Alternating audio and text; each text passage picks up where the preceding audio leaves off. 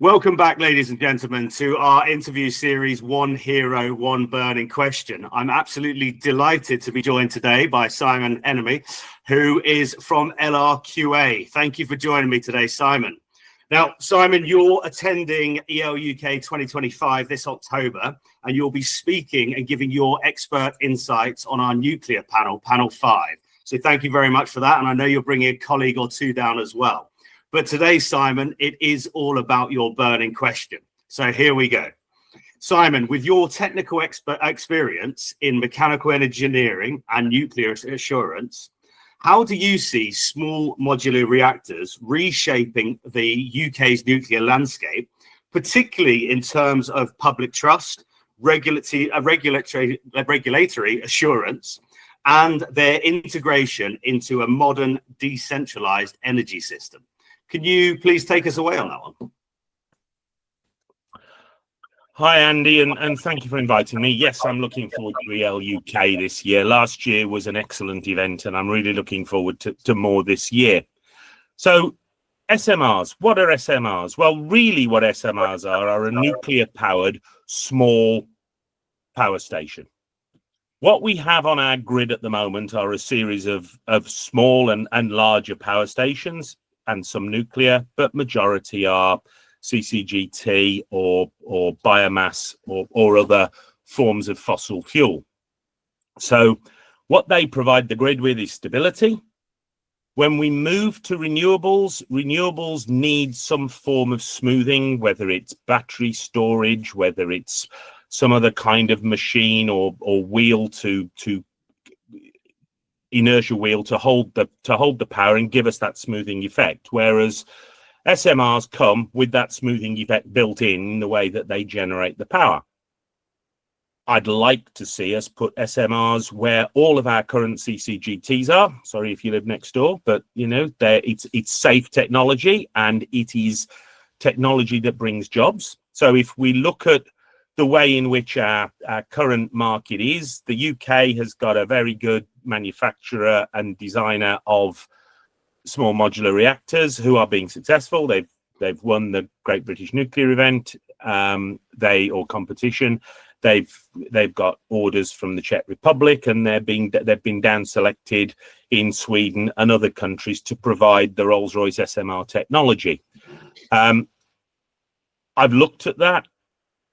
I've worked with them and continue to work with them, and it's a really positive way of entering that energy transition, is to say, well, we'll take SMR in a form that we know about. So that means we do the first of a kind, and then it will be relatively straightforward to produce the remainder. It's well known, we can get fleet size.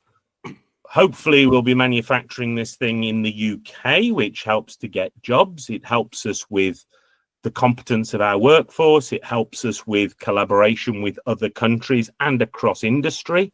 They're looking at modular manufacturing, and that will enable multiple factories in multiple different locations to support.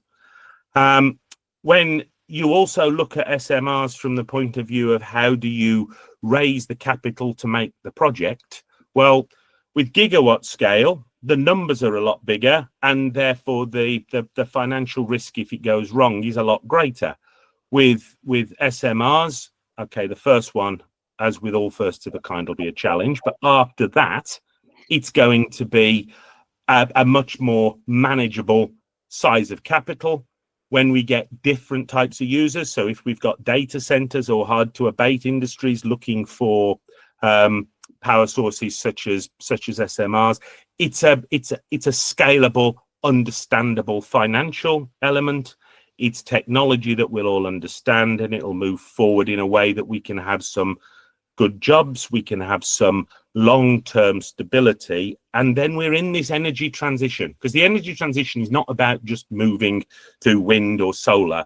It's about moving to a long-term, sustainable, green, which is net zero or even net negative carbon production, you know, and that is something that I believe passionately that SMRs can bring to the fold. And I, as I say, I believe they'll do it by being able to use some of the existing grid connections because of the size and the scale of them. They'll be able to support grid stability when we have got other forms of generation, renewables and others involved. They'll support competence, particularly in the country that develops the technology and goes to the manufacturing.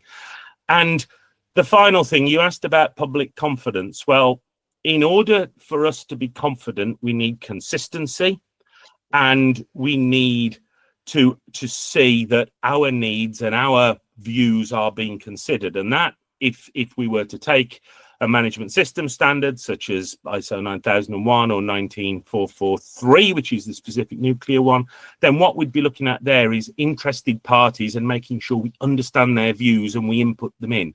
And certainly what I've seen, and there are other SMR projects and some really good ideas in the UK, so community nuclear power up in the northeast, where you look at what they're doing, and they are bringing the public and the confidence and the community with them to mean that what we will have is a long-term, sustainable, balanced power source. Simon, that was absolutely fantastic. And SMRs certainly seem to be the way forward.